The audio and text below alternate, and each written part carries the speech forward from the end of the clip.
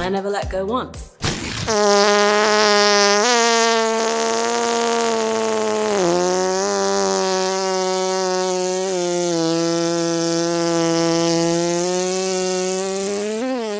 Has it ever occurred to you, yes, you ever-suffering viewer, that Marvel has a morality problem? Ever since they tried to make Wanda McOlson twins the good guy, even though she held people hostage and mentally tortured them in Wanda Vagina Vision, they clearly have a deep-rooted issue that I'm sure, and not to be judgmental, that the blue-haired, fish-smelling, overgrown pubic-haired nutjobs, also known as scriptwriters, are to blame. Kids who've grown up with zero respect, had no one tell them no, with less empathy than the UK government on a good day. Ouch! These deranged individuals have been infecting Disney for many, many years, and the mind virus had infected not only Disney, but the whole of Hollywood. And let's not forget the gaming industry too. Halo, is that you, dear boy? And no, I'm not talking about whether superheroes should wear capes, whether CGI has gone completely green screen mental, or whether we're going to get another 12-hour explanation of the multiverse to tie us and them in story knots. I'm talking about something much simpler. Marvel doesn't seem to know when its characters should be held accountable for what they've done. And nowhere is that more obvious than with... Warning! Warning! Warning! Warning!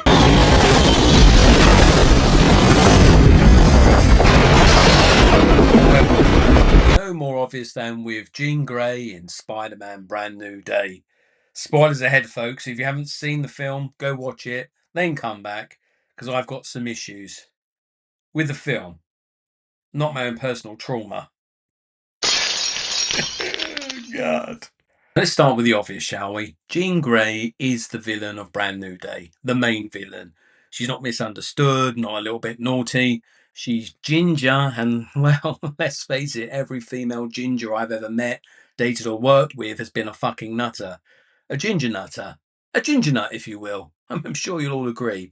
Not somebody accidentally breaks a vase or steals a pack of Ribena and feels bad about it.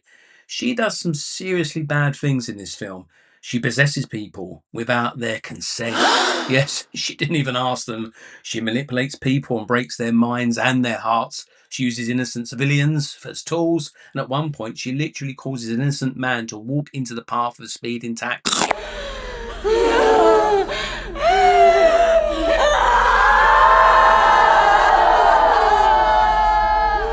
That's not morally grey, and that's not an accident. That's not, oops, sorry about that, mate. That's murder. And there's MJ, she possesses her, and then Jean throws her from a rooftop in an attempt to get to Peter Parker. Again, this is not exactly a parking ticket. These are innocent people with absolutely nothing to do with Jean's personal problems. And yet the movie seems to remarkably keen for us to feel sorry for her. She's mean and she's cruel. And this is where Marvel loses me. Now, I don't actually have a problem with Jean having a tragic backstory. Quite the opposite. That's what makes a villain interesting. Give me a villain with motivation. Give me someone who generally believes they're doing the right thing. And give me someone who's been damaged by the world and has gone through the wrong path or down the wrong road. Brilliant. That's good storytelling. And there's a difference between understanding why someone's become a villain and pretending they don't actually do villainous things. Brand New Day gets that dangerously close to the second one. Actually, you and my kidding, it completely goes there. Jean has a reason. She's traumatized. More freaking trauma in films. She's looking for a sister. She's been manipulated. She's been hunted. Fine, I understand that. But here's the thing. Trauma explains behavior. It doesn't excuse it. Now, this abhorrent behavior is, if you can stop eating the slop for a moment, is running parallel to our hero. Yes, good old dodgy eyebrow himself. What the hell is up with that eyebrow, Tom Holland? Bloody hell. Anyway, please stay with me on this one. You've got your friendly neighborhood Spider-Man, the guy whose entire moral philosophy can basically be summed up with sing along if you know the words, with great power comes great responsibility. Yeah, that same guy.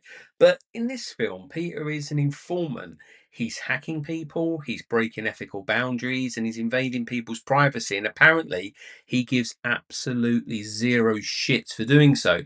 Jesus Christ, Peter, are you sure you're not one of the villains? Because we've reached a rather interesting point in this movie. I'm looking at Spider Man thinking, mate, you're supposed to be the good guy. And honestly, this is where things get worse. Now, presuming you've seen the film, in the third act, there's a scene involving Jean Grey and Aunt May. And on the surface, the movie appears to be giving Jean some emotional understanding. Aunt May talks her down. Jean is told that she's special, that she's loved, and that she isn't alone. I suppose, yeah, it's lovely, beautiful, heartwarming, except there's a rather important detail here. This is Peter's memory. So, in watching Peter remember this conversation, and Aunt May is speaking to him. So, those words being presented as part of Peter's memory, they're being spoken to Peter, which is a lesson we're hearing that isn't about Jean. It's something Peter remembers. And this is when my brain starts to malfunction because let's change one thing in this scene. Let's replace Jean Grey with Hitler. Now, before someone loses their fucking mind, I'm not saying Jean Grey is Hitler. I'm saying take the dialogue and apply it to someone whose actions are unquestionably monstrous. Imagine Aunt May saying to him, "You're special, you're loved, you matter, and you're not alone." Would you still be comfortable with that? Probably not. And that's the point. Because if your moral lesson is even if someone has done terrible things, deserves compassion and understanding, fine. That's actually an interesting moral position. But then the film needs to deal with the other half of that equation. What about the people that they've hurt? Because compassion from a person doing the damage doesn't magically erase the consequences for everyone else. And that's where the film starts to tie itself into knots.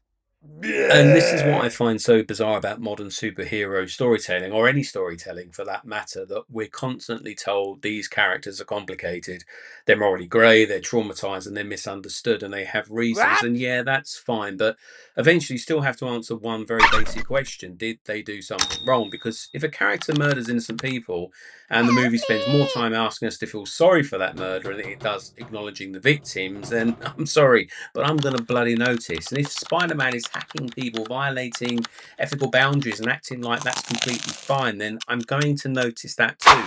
So where does that leave us? Jean Grey's doing horrific things. Peter Parker is behaving like an ethical disaster, and Aunt May's delivering a beautiful speech about love and acceptance. And somehow I'm sitting here thinking, hang on. Am I supposed to be rooting for everybody in this? Because at this point, I generally don't know who the villain is. Jean, Peter, the writers, or perhaps me for still trying to make some bloody sense of this thing. So what's really going on here? Because Marvel isn't just introducing Jean Grey, they're introducing Jean Grey as part of the future X-Men, and they clearly don't want audience leaving the cinema thinking, well, that Jean Grey woman, she's an absolute fucking psychopath, because they've got plans for her. She's important. She's potentially going to be one of the big faces of the X-Men moving forward, and Marvel has a problem. They've written her as a villain, but they need us to love her as a hero, and instead of getting a potentially great redemption arc in Brand New Day, everyone just moves on when they shouldn't.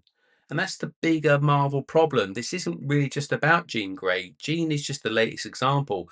Marvel increasingly wants its characters to occupy this weird moral middle ground where nobody's ever completely responsible for anything. Eventually, everyone gets a redemption arc, and redemption arcs are brilliant. But here's the thing: redemption has to cost something. If someone's killed innocent people, there needs to be a reckoning. There needs to be guilt. There needs to be consequence. There needs to be acknowledgement of, holy shit, what I did was wrong, not, well, that's so sad, and let's still move on. That, folks, is why Marvel has a morality problem. They don't necessarily have a problem with villains doing bad things. They have a problem with making their villains pay for them. And if Marvel want us to believe that Jean Grey is going to become one of the greatest heroes of the MCU, old Ginger Pubes is going to have to earn it. Because right now, I'm not sure Jean Grey needs an X-Men costume. She needs a fucking lawyer. Ouch! No, not this one. Oh, God, and not that tosser either. Oh, make it stop.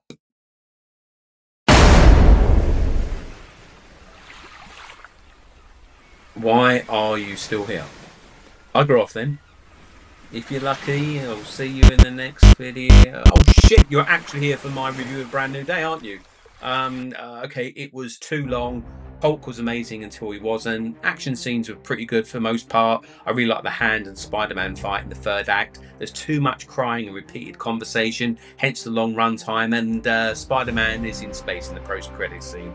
7 out of 10. Honestly, I don't think this film's going to improve on rewatches either. And that's my Spider-Man Brand New Day review. But you wanted more.